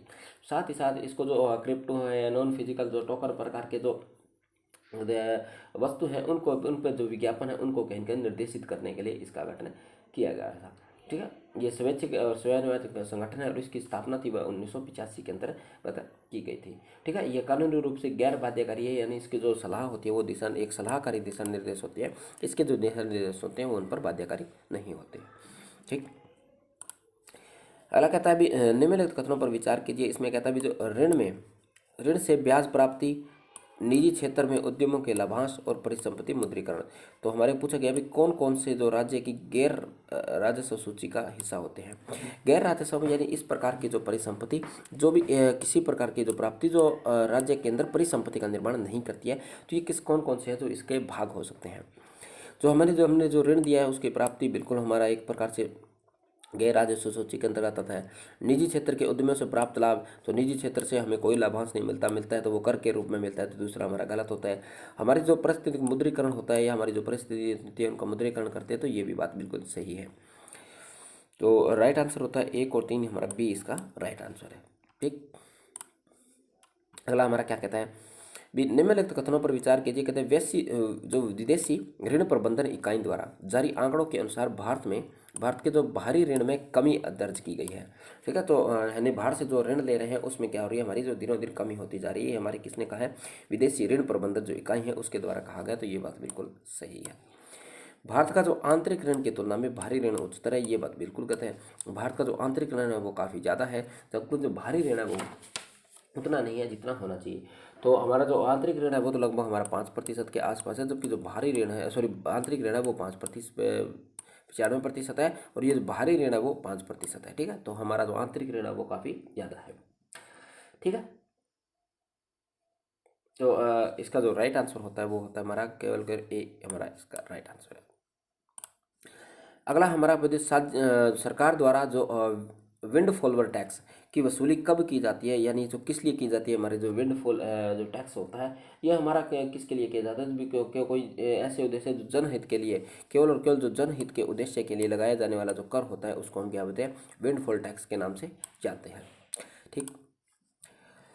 कहता भी हाल ही में जारी आंकड़ों के अनुसार केंद्र सरकार को सर्वाधिक राजस्व प्राप्त हुआ है, तो ये किससे हुआ, हमारा GST से हाल ही में लगभग 28% के आसपास हमें इससे क्या हुआ है, ये जो हमारे जो आंकड़े हैं यानी कहीं के प्राप्त इससे हमें हुआ है लगभग GST से। उसके बाद में हमें निगम कर से हुआ है, फिर उसके बाद में हमारे जो निजी आय है, ठीक है, निजी आय कर है, उसके बाद में फिर हमारा जो संघीय शुल्क है, और लास्ट में हमारी जो सीमा शुल्क है उससे हमें प्राप्त हुआ है, ठीक है। तो राइट आंसर होता है इसका ए। कहता भी अक्सर समाचारों में रहने वाला, ये हमने अभी देखा, अंतर्राष्ट्रीय जो आउटलुक है ये किसके द्वारा किया जाता है, हमारे जो अंतर्राष्ट्रीय विकास और संगठन के द्वारा। ठीक है, आभासी मुद्रा मुद्रा के बारे में हमने देख लिया है, अभी देखा भी किस प्रकार के वो पात्र नहीं होते हैं, उनको तो भारतीय रिजर्व बैंक द्वारा अनुकूलित किया जाता है, तो नहीं तो ये सब, तो ये हमने लगभग देख लिए हैं सारे के सारे क्वेश्चन। जो विडॉलरीकरण क्या होता है, अभी जब हमारे जब डॉलर होता है उसको कहीं न कहीं किसी अर्थव्यवस्था से रहित हो जाता है, कोई व्यापार बिना डॉलर के किया जाता है, तो उसको हम यानी, ठीक है, तो ये क्या होता है अभी, सॉरी, जो ये इसका मतलब जो डॉलर प्रधान जो व्यवस्था है उससे दूर जाना होता है। ठीक है, तो जैसा हम जानते हैं अभी, तो अन्य जो प्रकार होते हैं जो उसका सहारा लेना, जैसे स्वर्ण मुद्रा है उसका सहारा लेना, साथ ही साथ जो घरेलू मुद्रा होती है उसका सहारा लेना, तो कहीं ना कहीं हमें जो डॉलर पर हमारी जो मजबूरी है उसको हम कम करना है, विडॉलरीकरण की श्रेणी के अंदर आता है। ठीक, अगला आता है भाई, ये हमारा अभी क्वेश्चन आया था, भारतीय विनियामक अपराधीकरण था, उसके बारे में ये क्वेश्चन था जो कि हमने देखा था। ठीक है, चलिए नेक्स्ट क्वेश्चन में, तो कहता भी हाल ही में राष्ट्रीय मुद्राकरण पाइपलाइन का लक्ष्य कितना, जो 6 लाख करोड़ रुपए के मूल्य की परिसंपत्ति का मुद्रीकरण करना है, तो ये हमारा किसके द्वारा जारी किया गया है, ये हमारा जो ये नीति आयोग के द्वारा ये चीज़ सारी जारी किए गए, जिसमें कहा गया अभी हम जो 6 लाख करोड़ तक के क्या करेंगे, ये मुद्रिक पाइपलाइन है इसका हम क्या करेंगे, विकास करेंगे, तो ये हमारा किसका, नीति आयोग के तहत ये चीज़ की गई है। अगला है, अभी निम्नलिखित कथनों पर विचार कीजिए, हमारे जो क्षेत्रीय जो ग्रामीण बैंकों द्वारा प्रदान की जाने वाली सुविधाएं, इसके अंदर कौन कौन से ऐसे हैं जो क्षेत्रीय ग्रामीण सुविधा हमें प्रदान किए जाते हैं, जैसे हमारे जो डेबिट कार्ड और क्रेडिट कार्ड। ठीक है, तो उसमें mobile banking, internet banking, UPI, pension वितरण, तो ये सारे के सारे हैं वो हमारे जो क्षेत्रीय जो ग्रामीण बैंक होते हैं उनके द्वारा ये सारी चीज़ें प्रदान की जाती है, तो राइट आंसर इसका ए होता है। ठीक, चलिए नेक्स्ट पे, अगला क्या कहता है, हमारा जो हमारी सहकारी बैंक के संदर्भ में निम्नलिखित कथनों पर विचार कीजिए, तो यह कहता है यह जो बैंक होते हैं को उचित मानदंडों को पूरा करने के पश्चात स्वचालित मार्ग के तहत ये क्या करते हैं, यानी नई शाखा खोलने की अनुमति दी जाती है, किसके तहत, जो उचित मानदंड जब ये पूरा करते हैं तो उसके तहत ये नई शाखा बाद में खोल सकते हैं। ठीक है, तो ये बात बिल्कुल सही है। तो कहता है अभी हाल ही में जो NS तो विश्वनाथन पैनल की अनुशंसा के आधार पर विनियामक ढांचे में संशोधित किया गया, तो ये बात भी बिल्कुल सही है। अगला कहता है भी हमारा जो 100 करोड़ रुपए से अधिक और 1000 करोड़ रुपए की जो धनराशि वाली जो सहकारी जो बैंक होते हैं, सरकारी सहकारी बैंक होते हैं, उसको टायर 4 की श्रेणी में रखा गया है, तो ये बात गलत है, इसको टायर 2 की श्रेणी में रखा गया, न कि टायर 4 की स्थिति के अंदर। ठीक है, तो टायर 4 के अंदर कौन सी है, जो 10,000 करोड़ से ज़्यादा वाली जो हमारी जो शहरी सहकारी बैंक है उनको हमने टायर 4 के अंदर रखा है, कितना, 10,000 से ज़्यादा जिनका टर्नओवर है। ठीक है, पूछा गया सत्य कथन, तो 1 और 2 हमारा राइट आंसर है, तो राइट आंसर होगा इसका ए। अगला है हमारा जो क्षेत्रीय ग्रामीण बैंकों के संदर्भ में, ये शायद नहीं अलग दे रखा है, ये हमारा वो शहरी था, ये क्षेत्रीय है। तो कहते हैं क्षेत्रीय ग्रामीण बैंकों द्वारा प्राथमिक क्षेत्र में कितना 75% से अधिक ऋण प्रदान कराने की अनुमति है, तो ये बिल्कुल बात सही है। ये लगभग 80% अपना जो ऋण है वो प्राथमिक क्षेत्र के अंतर्गत देते हैं। प्राथमिक क्षेत्र यानी जो कृषि से संबंधित क्षेत्र है, नवीनीकरण ऊर्जा है, शिक्षा है, इससे संबंधित जो क्षेत्र आते हैं वो प्राथमिक क्षेत्र के क्षेत्र आते हैं। क्षेत्रीय जो ग्रामीण बैंकों की निगरानी भारतीय रिजर्व बैंक के द्वारा की जाती है। ठीक है, तो ये बात भी सही है। कहता है जो इनकी जो वार्षिक योजना और वित्त निगरानी भारतीय रिजर्व बैंक और नाबार्ड के सॉरी इसकी जो निगरानी है वो तो हमारी नाबार्ड के द्वारा की जाती है, जबकि जो हमारी जो इसकी जो एक प्रकार से जो वार्षिक और वित्तीय जो निगरानी होती है वो ये दोनों मिलकर करते हैं। ठीक है, तो ये बात बिल्कुल सही है, जबकि ये जो है इसकी जो निगरानी है वो नाबार्ड के द्वारा की जाती है, न कि भारतीय रिजर्व बैंक के द्वारा। ठीक है, पूछा गया कौन सा कथन सत्य है, तो इसका 1 और 3 सही है, तो राइट आंसर बी होता है हमारा इसका राइट आंसर। अगला बचा भी जो गैर बैंकिंग वित्तीय जो कंपनी होती है यानी जो NBFCs होती हैं उनके संदर्भ में निम्नलिखित कथनों पर विचार करना है हमें। जो NBFCs होती हैं कंपनी द्वारा राज्य कानूनों के अधीन होती है, किसके, जो राज्य के जो कानून होते हैं उसके ये क्या होती है, अधीन होती है जो NBFCs होती है। नहीं जी, बिल्कुल नहीं होती है, ये तो SBI के तहत होती है, या फिर हमारी जो सेबी होती है, कहीं ना कहीं हमारी LIC होती है वो भी इनको कंट्रोल करती है। तो पहला कथन हमारा गलत होता है। ये मांग जमा स्वीकार करने के साथ साथ स्वयं आधारित जो चेक बुक या क्रेडिट कार्ड भी जारी कर सकती है। ठीक है, तो ये बात NBFC के पर लागू नहीं होती है। ठीक है, तो वो चेक बुक या ये चीज़ें जारी नहीं कर सकती है, तो ये कथन हमारा गलत होता है, तो राइट आंसर पूछा गया, तो डी हमारा इसका राइट आंसर होगा। कहता है भी अक्सर समाचारों में रहने वाली जो हमारी जो निधि कंपनी है उसके संदर्भ में निम्नलिखित कथनों पर विचार कीजिए। ठीक है, जो निधि जो कंपनियां होती हैं जो वाणिज्यिक बैंक के समान ही क्या करती है, उनके सदस्यों को धन उधार लेने के दे सकती है या ले सकती है, तो ये बात गलत है, ये वाणिज्यिक बैंकों के समान ऐसे कार्य नहीं। जबकि ये जो एनबीएफसीज होती हैं उनके आधार पर ये उनके समान ये होती हैं, जो कहीं कहीं जो ये उधार है वो कहीं कहीं उधार वगैरह नहीं दे सकती है, जबकि क्या सच में, हाँ उधार दे सकती है, ऋण दे सकती है, मगर ये किसी प्रकार की जमा वगैरह नहीं कर सकती है। ठीक है, कहता है भी निधि कंपनियां वाणिज्यिक बैंकों के समान भारतीय रिजर्व बैंक से लाइसेंस प्राप्त करने की आवश्यकता नहीं होती है, तो ये बात बिल्कुल गलत है। ठीक है, हाँ निधि कंपनियों को कहीं ना कहीं लाइसेंस की आवश्यकता नहीं होती है, मगर जो वाणिज्यिक बैंक होते हैं उनको लाइसेंस की क्या होती है, आवश्यकता होती है। ठीक है, अगला कहता है भी अन्य जो हमारा जो निजी कंपनियों में केवल व्यक्तिगत जो निधि कंपनियां होती हैं वो व्यक्तिगत केवल केवल व्यक्तिगत सदस्य इसके रूप में शामिल होते हैं, तो ये बात इसकी बिल्कुल सही है। तो पूछा गया हमसे कौन सा कथन, तो ऑप्शन के अंदर हमारे नहीं दे रखा है, तो केवल केवल तीसरा कथन है वो हमारा बिल्कुल सही है, बाकी दो कथन हमारे गलत है। तो इसको हम असत्य कर लेते हैं, तो ये आंसर हमारा राइट आंसर हो जाएगा। ठीक, अगला हमारा कहता है भी वित्तीय सेवा संस्थान ब्यूरो के संदर्भ में निम्नलिखित कथनों पर विचार कीजिए। कहता है भी वित्तीय सेवा संस्थान ब्यूरो की स्थापना के पश्चात यह बैंक बोर्ड ब्यूरो का प्रतिस्थापित कर देगी, तो ये हमारा काफ़ी इंपॉर्टेंट क्वेश्चन है, आपका आ सकता है ये। ठीक है, तो ये क्या करेगी, हमारा जो बैंक बोर्ड जो ब्यूरो है उसको प्रतिस्थापित कर देगी, और बैंक बोर्ड ब्यूरो पर यूपीएससी काफ़ी बार क्वेश्चन पूछ चुका है, तो ये बात बिल्कुल सही है। अगला कहता है भी जो वित्तीय सेवा संस्थान है वह पूर्णकालीन निर्देशन और गैर कार्यकारी अध्यक्षों के रूप में इसकी नियुक्ति होगी, और जो सिफारिश की कहीं कहीं जिम्मेवारी होगी, जो बड़े बड़े जो हम कह सकते हैं वो अध्यक्ष हो गए, उनकी नियुक्ति से संबंधित ये क्या करेगी, सिफारिश करेगी। ठीक है, जो काम बैंक बोर्ड ब्यूरो करता था, जो बड़े जो बैंक होते हैं या सार्वजनिक क्षेत्र होते हैं या वित्तीय सेवा संस्थान होते हैं, उनके अध्यक्ष वगैरह की नियुक्ति है उनसे संबंधित ये क्या करेगी, सिफारिश करेगी। अगला कहता है वित्तीय सेवा संस्थान ब्यूरो के अध्यक्ष की नियुक्ति राष्ट्रपति के द्वारा की जाती है, तो ये बात गलत है, इसकी जो नियुक्ति है वो केंद्र सरकार के द्वारा की जाएगी। ठीक है, तो राइट आंसर कौन सा कथन सही है, तो इसका हमारा एक और दो कथन सही है, जबकि तीसरा कथन गलत है, तो राइट आंसर होता है हमारा ए। ठीक, अगला कहता है कोई भी व्यक्ति है जो वाणिज्यिक बैंक से ऋण लेता है और ऋण की अदायगी में वह चूक जाता है, वह किसी भी प्रकार का मूलधन व ब्याज का भुगतान करने में की स्थिति में नहीं होता है, तो वाणिज्यिक बैंक उस राशि को किस अवधि तक गैर निष्पादन यानी एनपीए की श्रेणी के अंदर डाल देती है, तो ये 90 दिनों के अंदर किसी भी परिसंपत्ति जिसका कोई मूलधन या ब्याज नहीं आता है तो उसको वह एनपीए की श्रेणी के अंदर डाल देती है।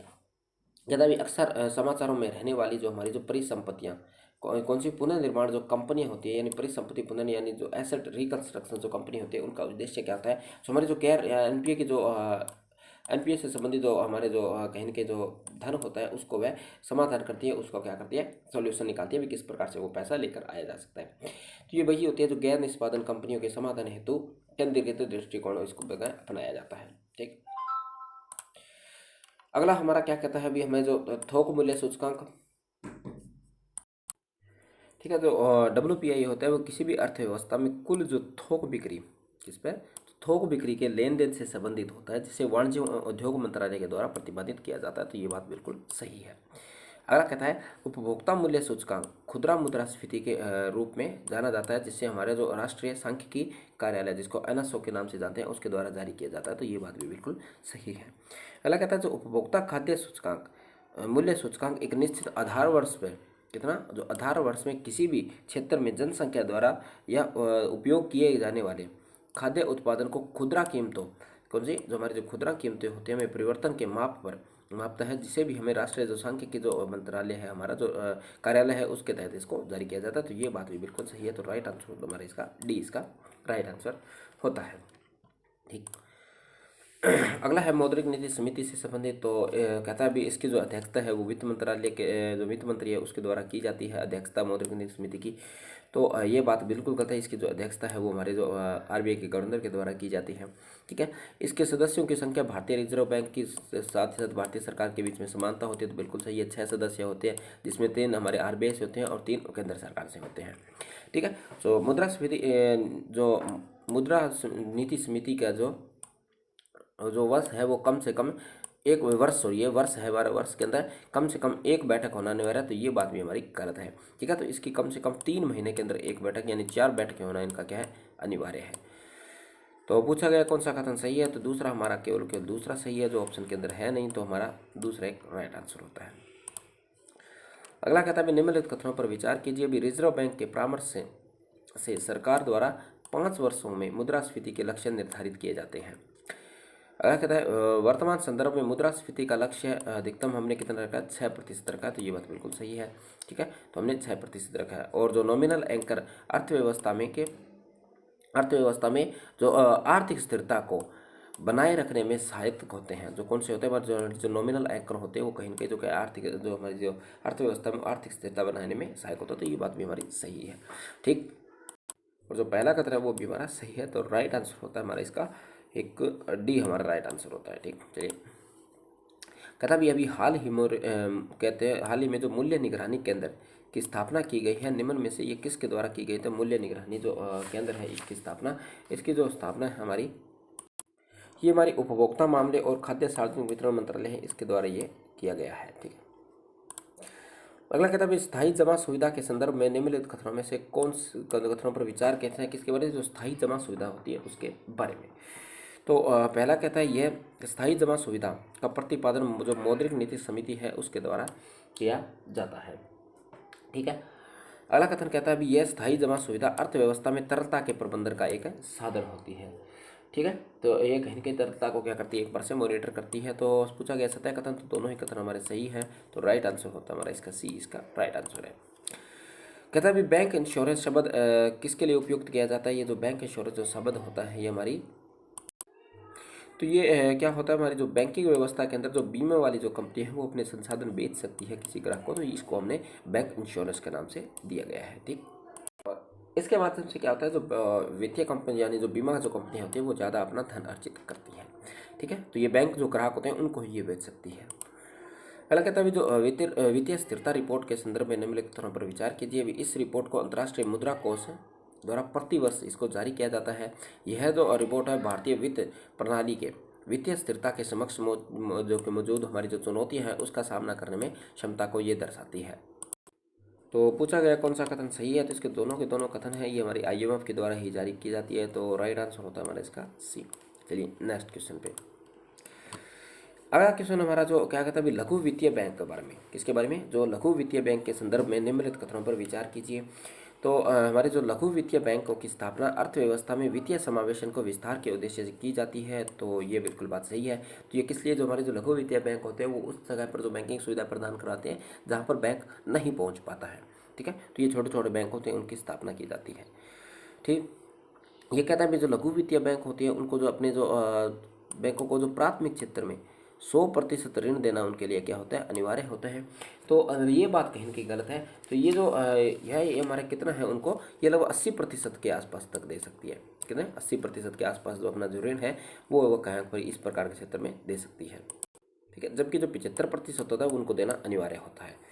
अगला कहता है जो लघु वित्तीय जो बैंक होते हैं उनकी कुल परिसंपत्तियां 500 करोड़ हमारे जो रुपए हैं उसको 3 वर्ष के भीतर सूचीबद्ध करवाना अनिवार्य होता है। यानी अगर कोई लघु वित्तीय कंपनी होती है उसकी जो परिसंपत्ति है वो 500 करोड़ रुपये हो जाती है तो उसे 3 वर्ष के भीतर सूचीबद्ध करवाना होता है। तो ये बात बिल्कुल सही है।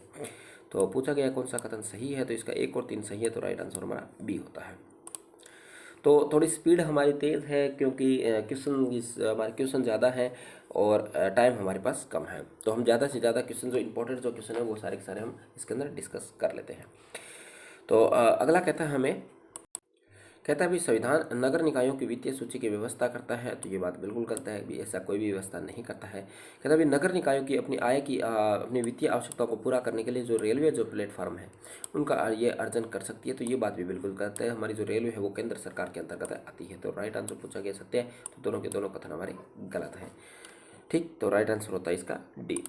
अगला हमारा पूछा गया भी निम्नलिखित कथनों पर विचार कीजिए। तो एक तरफ तो हमारे जो भुगतान संतुलन में अधिशेष की स्थिति, अमेरिकी डॉलर की तुलना में भारतीय रुपये का कमजोर होना और ऋण की दरों में बढ़ोतरी होना और सरकारी प्रतिभूतियों की जो बिकवाली करना।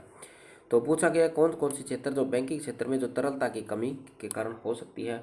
तो इसके अंतर्गत हम जिससे क्या कहते हैं तरलता की कमी हो सकती है। तो जैसे भुगतान संतुलन में अधिशेष हो, इसका हमारी तरलता से कोई भी प्रकार का कोई भी मतलब नहीं बैठता है। ठीक है, कहीं कह सकते हैं भी जितना हम पैसा दे रहे हैं जितना कह सकते हैं, तो इससे हमारा जो इसमें कोई फर्क नहीं पड़ने वाला है। अमेरिकी डॉलर में भारतीय डॉलर में अगर भारतीय रुपया वो कमज़ोर हो जाता है तो इससे फर्क पड़ेगा, क्योंकि जो हमारे जो निवेशक है वो अमेरिका की तरफ जाना ज़्यादा पसंद करेंगे। इसके बाद में जो ऋण की दरों में अगर हम बढ़ोतरी कर देते हैं तो उससे भी क्या होगा, भी जो लोग होंगे वो अपना पैसा मार्केट में रखने की वजह से बैंकों में रखना ज़्यादा पसंद करते हैं। और सरकारी प्रतिभूतियों की जो बिकवाली है, अगर उनकी बिकवाली उनको की जाती है तो इससे क्या होगा, वो जो जितना पैसा है उसको बैंक है वो और शौक लेगा। ठीक है, तो ये भी इसके अंदर जो तरलता को और ज़्यादा कम करेगा, बढ़ाएगा नहीं। तो इसका जो राइट आंसर है वो 2 और 3 इसका केवल और केवल राइट आंसर होता है। अगला हमारा जो इसके बाद में ईज के बारे में पूछा गया, जिसको बोलते हैं, जिसको एक्सेलेंस एंड एडवांस जिसको बोलते हैं एक्सप्रेशन को सार्वजनिक बैंकों के जो क्षेत्र के जो बैंकों द्वारा निवेश को प्रोत्साहन व परिवर्तनशील जरूरतों के लिए नवीनीकरण तकनीकी हेतु प्रोत्साहन करेंगे। तो ये हमारे जो ईज है वो क्या करेंगे, हमारे जो सार्वजनिक यानी जो निजी को प्रोत्साहन करेंगे और जो परिवर्तनशील जरूरतों के अनुसार जो नई नई जो तकनीक है उनको अपनाने के लिए प्रोत्साहन करेंगे। ठीक है, इसके IOCRS एक जो जिसको हम बोलते हैं एक प्रकार से जो अंतर विनियामक तकनीकी समूह है, ये क्या करेंगे, नवीन और हाइब्रिड जो वित्तीय उत्पादनों और सेवाओं के प्रशिक्षण की सुविधा प्रदान करेंगे। तो ये बात भी बिल्कुल सही है। तो पूछा गया कौन सा कथन सही है, तो दोनों ही कथन हमारे सही है। तो राइट आंसर सी होता है। कहता है भी समाचारों में रहने वाला जो नॉमिनल एंकर है, ये जो नॉमिनल एंकर जो क्या होते हैं, नॉमिनल एंकर, तो ये क्या होता है भी जो आर्थिक जो स्थिरता है उसको बनाए रखने से संबंधित जो नीतियाँ बनाते हैं। ठीक है, तो उनको हम जो नीतियों से संबंधित होते हैं तो इसको हम नॉमिनल एंकर के नाम से जानते हैं। अगला है हमारा जो स्टैंडिंग डिपॉजिट फैसिलिटी, कौन सा, स्टैंडिंग डिपॉजिट फैसिलिटी के संदर्भ में निम्नलिखित कथनों पर विचार कीजिए। इसके माध्यम से जो वाणिज्यिक बैंक और अपनी अधिशेष राशि को भारतीय रिजर्व बैंक के पास जमा रख सकते हैं और जो बैंकों, और ये सारी की सारा है वो बैंकों के विवेक पर रखती है। तो इससे क्या होता है, जो वाणिज्यिक बैंक होते हैं उनके पास जो राशि अधिशेष होती है वह RBI के पास रखते हैं और इस पर किसी प्रकार का उनको ब्याज अदा नहीं किया जाता है। ठीक, यह एक तरलता प्रबंधन और वित्तीय स्थिरता साधन मात्र है और जिससे किसी भी प्रकार की जमा राशि की आवश्यकता नहीं होती है।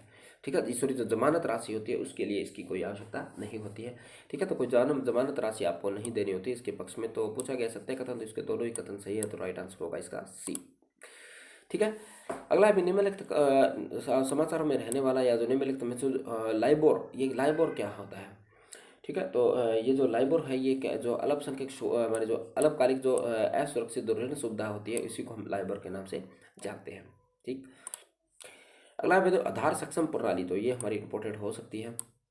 ठीक है, तो कहता है आधार सक्षम जो प्रणाली के संदर्भ में निम्नलिखित कथनों पर विचार कीजिए। आधार सक्षम जो भुगतान प्रणाली जो सेवा भारतीय रिजर्व बैंक, भारतीय राष्ट्रीय भुगतान निगम द्वारा, किसके द्वारा, जो हमारी जो NPCI है उसके द्वारा, ठीक है, द्वारा प्रदान की जाएगी, जिसमें विनिमय हेतु बैंक खाते और आधार संख्या में फिंगरप्रिंट की आवश्यकता नहीं होगी। तो ये कथन गलत है, क्योंकि ये जो प्रदान तो हमारी इसके द्वारा की जाती है, मगर जो इसका विनियमन के लिए आपको हमारे जो आपके बैंक खाते और साथ साथ फिंगरप्रिंट और आधार संख्या की जरूरत होगी। ठीक है, ठीक है, तो आप अगर किसी प्रकार की वित्तीय सहायता चाहते हैं तो या तो आपके पास बैंक खाता हो या आधार संख्या हो या आपका फिंगरप्रिंट के माध्यम से आप करेंगे। अगला कहता है जो आधार सक्षम जो भुगतान प्रणाली जो आधारित है, जिसको model point of the sales वह ऑनलाइन जो वित्तीय समावेशन को बढ़ावा देगी। तो ये बात सही है। ठीक है, इसका जो दूसरा कथन है वो सही है, जबकि इसका जो पहला कथन है वो गलत होता है। तो इसका जो राइट आंसर होता है वो होगा हमारा बी, इसका राइट आंसर होगा, ओनली 2। अगला कहता है भी जो केंद्रीय बैंक डिजिटल मुद्रा के संदर्भ में विचार कीजिए। जो केंद्रीय बैंक ने खुद ने अपनी डिजिटल मुद्रा शुरू की है, तो यह भारतीय रिजर्व बैंक द्वारा जारी की गई एक कानूनी वैध मुद्रा होती है जो कि RBI की देयता होती है। तो ये बात बिल्कुल सही है। ठीक है, तो ये RBI द्वारा जारी की जाती है, RBI इसकी कानूनी रूप से इसका संरक्षण प्रदान कराती है। यह क्रिप्टो करेंसी या क्रिप्टोग्राफी के समान ब्लॉकचेन तकनीकी के आधार पर संरक्षित है या उसी के तहत कार्य करती है। तो ये बात भी बिल्कुल सही है। ठीक है, CBDT एक गैर लाभकारी संस्था है और इसे केवल RBI द्वारा जारी किया जाता है। यानी ये जो करेंसी है ये गैर लाभकारी है, इसे भी किसी प्रकार से आपका धन से नहीं लिया जाएगा, ये आपको निःशुल्क उपलब्ध करवाई जाएगी, केवल और केवल RBI इसको जारी किया जाता है, कार्य कर सकता है। तो राइट आंसर इसको ये भी सही है। तो पूछा गया कौन सा कथन सत्य है, तो डी हमारा इसका राइट आंसर होता है। अगला पूछा गया नियो बैंक क्या होते हैं। भाई जो नियो बैंक होते हैं हमारे, वो क्या होते हैं भी, जो केवल ऑनलाइन होने वाली जो वित्तीय जो कंपनी होती है वो भी क्या करती है, जो बैंकिंग सुविधाएं प्रदान करवाती है। तो उस प्रकार की जो कंपनियां होती है उसको नियो बैंक के नाते और एक नई प्रकार की अवधारणा है, जिस प्रकार से इसमें किसी प्रकार से आपको कागजी कार्रवाई से बचने के लिए सारी की सारी जो सुविधाएं हैं वो ऑनलाइन आपको उपलब्ध करवाई जाती है। जैसा कि जो आपके जैसे योनो है, ठीक है, एयरटेल पेमेंट बैंक है, तो ये वाली जो सारी चीज़ें हैं ये नियो बैंक की श्रेणी के अंतर्गत आती हैं। ठीक है। अगला कहता है भी सोशल स्टॉक एक्सचेंज के संदर्भ में निम्नलिखित कथनों पर विचार कीजिए। ये कहता है भी ये निवेशकों को सामाजिक उद्यमों के शेयर खरीदने की अनुमति प्रदान करता है जो किसी प्रकार के लाभांश अदा नहीं करते, तो बिल्कुल सही है। ऐसा कोई भी संस्था जो 3 वर्ष पुरानी है वह सोशल स्टॉक एक्सचेंज जारी कर सकते हैं, तो ये बात बिल्कुल गलत है। कोई एनजीओ है, ठीक है, जो नॉन प्रॉफिट ऑर्गेनाइजेशन है, वही केवल इस प्रकार के शेयर जारी कर सकते हैं, तो ये कथन गलत है। पूछा गया सत्य कथन, तो ए हमारा इसका राइट आंसर होता है। ठीक है। अगला पूछा है जो एंकर निवेशक है, ये पहले भी क्वेश्चन आया था, अभी इसके बारे में बताना है। अभी यह क्या होता है, म्यूचुअल फंड, विदेशी संस्थागत निवेश बैंक, भविष्य निधि इत्यादि में जो के माध्यम से शेयर में बड़ी मात्रा में ये क्या करते हैं, निवेश करते हैं, तो ये बात बिल्कुल सही है। यह निवेश जो आईपीओ आधारित जो शेयर खरीदने के पात्र नहीं होते, ये बात गलत है। ये क्या जो शेयर होते हैं वो आईपीओ के माध्यम से ज़्यादा खरीदना पसंद करते हैं या कहीं न कहीं खरीदते हैं, और ये लगभग आईपीओ का 60% जो शेयर होते हैं वो अकेले ये जो एंकर निवेशक होते हैं यही खरीद लेते हैं, फिर ये आगे क्या करते हैं, उन शेयर को वितरित करते हैं। तो पूछा गया कौन सा कथन सही है, तो केवल और केवल पहला कथन सही है, तो राइट आंसर होता हमारा इसका ए। अगला क्या कहता है, भारतीय बीमा नियामकन विकास प्राधिकरण के संदर्भ में निम्नलिखित कथनों पर विचार कीजिए। यह वित्त मंत्रालय के अधीन एक स्वायत्त विनियामक निकाय है जिसे मल्होत्रा समिति के आधारित गठित किया गया था, तो ये बात बिल्कुल सही है। इसके द्वारा अधिसूचित के तहत भारत में बीमा कवरेज की तुलना में अधिक है, जो वैश्विक तौर पर हमारी जो है वो कवरेज क्या है, कम है, तो ये बात भी बिल्कुल सही है, तो राइट आंसर होता है जी। अगला क्या कहता है, भी विश्व व्यापार संगठन एकमात्र वैश्विक संगठन जो कि राष्ट्रों के मध्य में जो व्यापार है, व्यापार नियमों का क्या करता है, निपटारा करता है। यह किसी भी परिस्थिति में पेटेंट धारकों को संरक्षण प्रदान कराता है, तो ये बात बिल्कुल कहता है। ये कोई ऐसी परिस्थिति याद है जिसके अंदर जो पेटेंट की जो जरूरत है उसको कहीं न कहीं कंट्रोल कर सकते हैं, तो ये उसको कर यानी अनुमति दे सकता है भी, पेटेंट अधिकारी को कहीं न कहीं थोड़ा सा उसके जो अधिकार है उसको कम कर सकता है। यह विकासशील देशों द्वारा सब्सिडी के उल्लंघन पर पीस क्लॉज जारी करता है, तो ये बात बिल्कुल सही है। भारत पीस क्लॉज जारी करने वाला, इसने 30 बार जो पीस क्लॉज का इसको इस्तेमाल किया, सॉरी जो पीस क्लॉज है 30 नहीं है, पीस क्लॉज का आश्रय लिया था प्रथम बार। तो इसका जो 1, 3 और 4 सही आंसर है, ए इसका हमारा राइट आंसर है। कहता है भी समुद्री उत्पादन निर्यात प्राधिकरण के संदर्भ में निम्नलिखित कथनों पर विचार कीजिए। तो पहला कहता है भी यह पृथ्वी और विज्ञान मंत्रालय के अंतर्गत कार्य करता है, तो ये एक सांविधिक निकाय है, तो ये हमारा जो गलत होता है, ये हमारा जो पृथ्वी यानी आवास और शहरी मंत्रालय शायद उसके अंतर्गत है। ठीक है, तो इसको हम एक सेकंड देख लेते हैं। सॉरी, ये हमारी जो वाणिज्य और उद्योग मंत्रालय के अंतर्गत आता है ना कि पृथ्वी मंत्रालय का, तो पहला कथन हमारा गलत हो जाता है। दूसरा कहता है भी विश्व में भारत है वो विश्व में दूसरा मत्स्य बड़े का उत्पादक है, ठीक है, तो ये बात सही है, पहले नंबर पर चीन है। और समुद्री निर्यात और विकास प्राधिकरण द्वारा अभी जो नेट फिश है उसकी स्थापना की गई, तो ये बात भी बिल्कुल सही है, जो मछुआरों के प्रशिक्षण प्रदान करेगी। तो पूछा गया सत्य कथन 2 और 3 इसके राइट आंसर है, तो सी इसका राइट आंसर होता है। हालांकि कहता है भी निम्नलिखित कथनों पर विचार कीजिए। कहता है जो सेवा क्षेत्र, निधि कंपनियां, चिट फंड और साथ ही साथ विनिर्माण, तो कौन कौन सी ऐसी हैं हमारी जो प्रत्यक्ष विदेशी निवेश होता है जो एफडीआई के तहत उसको अनुमतियां दी गई है। इसका 1 और 4 हमारा राइट आंसर है। बाकी जो बीच में चिट फंड कंपनियां, निधि कंपनियां, इनको एफडीआई के तहत यहाँ पर भारत में आने की अनुमति नहीं है। अगला पूछा गया है जैसे बॉन्ड है, वाणिज्यिक पत्र है, विशेष आहार है, स्वर्ण भंडार है, शेयर है और जापानी येन है, तो भारतीय रिजर्व बैंक किस चीज़ को विदेशी मुद्रा भंडार के रूप में इसको अंतर रखता है। तो इसके अंदर वाणिज्यिक बैंक है जो कि एक निजी कंपनी होती है उनके द्वारा जारी किया जाता है, तो इसको विदेशी मुद्रा भंडार के अंदर नहीं रखा जाता। साथ ही साथ जो शेयर होते हैं उनको भी इसके अंतर्गत नहीं रखा जाता है। तो हम देखते हैं कौन कौन सा, जैसे 1, 3, 4, 6, ये वाला बी हमारा इसका राइट आंसर है। ठीक है, तो कहता है भी हाल ही में चर्चा में रहे जो अंतर्राष्ट्रीय मुद्रा और वित्तीय समिति है, तो ये इंपॉर्टेंट हो सकता है। ठीक है, क्वेश्चन आ सकता है ये। तो के संदर्भ में निम्नलिखित कथनों पर विचार कीजिए। यह जो अंतर्राष्ट्रीय मुद्रा और वित्तीय प्रणाली के पर्यवेक्षण और प्रबंधन पर जो अंतर्राष्ट्रीय मुद्रा कोष के जो बोर्ड ऑफ गवर्नर को निर्देशित करता है, तो ये निर्देशित नहीं करता है, इसको केवल सलाह देता है, तो पहला कथन हमारा गलत होता है। ठीक है, अंतर्राष्ट्रीय मुद्रा और वित्तीय समिति के पास सॉरी निर्णायक प्रकार की औपचारिक शक्ति नहीं होती है या उसका अभाव होता है, ये बात बिल्कुल सही है। भारत सहित में इसमें 24 सदस्य हैं जो कि अपनी 2 वर्ष में एक बार बैठक करते हैं, तो ये बात भी बिल्कुल सही है। पूछा गया सत्य कथन, तो इसके 1 और 2 और 3 सही कथन है, तो राइट आंसर सी होता है। विश्व प्रतिस्पर्धा सूचकांक है वह किसके द्वारा जारी किया जाता है, तो ये हमारे जो इंस्टीट्यूट ऑफ मैनेजमेंट डेवलपमेंट के द्वारा ये जारी किया जाता है, तो राइट आंसर सी इसका राइट आंसर होता है। कहता भी हाल ही में जो हमारी जो वीपो है द्वारा जो क्या था, अभी जो वैश्विक नवाचार सूचकांक इसके द्वारा जारी किया गया, तो इसके बारे में हमें बताना है। ये भारत में इस सूचकांक से पूर्व की तुलना में बेहतर प्रदर्शन किया, तो ये बात बिल्कुल सही है। नवाचार सूचकांक व प्रसारण प्रौद्योगिकी, सेवा निर्यात और संकेतक में भारत प्रथम स्थान पर रहा, ये बात भी बिल्कुल सही है। तो राइट आंसर पूछा गया कौन सा सही है, तो हमारे दोनों ही कथन सही है। अगला कथन कहता है निम्नलिखित कथनों पर विचार कीजिए। भारत में रोजगार योग्य कार्यबल में बढ़ोतरी हुई है, जिससे पुरुषों की तुलना में महिलाओं का कार्यबल अधिक रहा है, तो ये बात बिल्कुल सही है। अगला हमारा कहता है इसके अंदर जो दिल्ली जो उच्चतम राज्य के अंदर प्रथम स्थान पर रहा है, तो ये बात गलत है। हमारा जो उत्तर प्रदेश पहले स्थान पर रहा है, तो राइट आंसर होता है हमारा इसका ए। ठीक। कहता है समाचारों में रहने वाला जो निपुण है के संदर्भ में निम्नलिखित कथनों पर विचार कीजिए। आवास और शहरी मंत्रालय के अंतर्गत यह निपुण है उसको लेकर आया गया है, ठीक है, प्रशिक्षण हेतु। तो पहला कथन के सही है। निपुण दीनदयाल अंत्योदय योजना है, उसके तहत एक पहले तो पूछे गए, दोनों सही है, तो कथन हमारा सी इसका राइट आंसर होता है।